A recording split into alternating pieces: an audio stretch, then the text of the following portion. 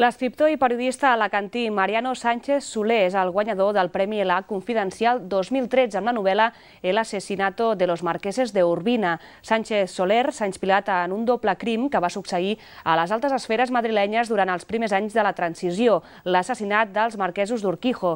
El jurat destaca l'agilitat de la trama i la fidel recreació dels fets. El Premi ELA Confidencial està dotat amb 12.000 euros, a més de la publicació de la novel·la guanyadora per Roca Editorial. El lliurament del premi es farà el 16 de març a la Biblioteca La Bòbila.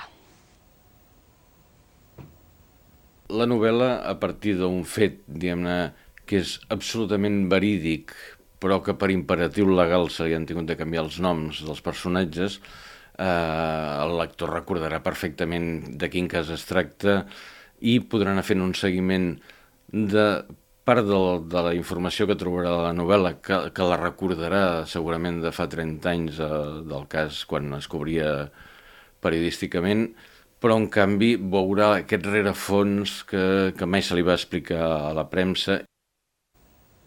L'Auditori Barrades va tancar les seves portes el passat mes de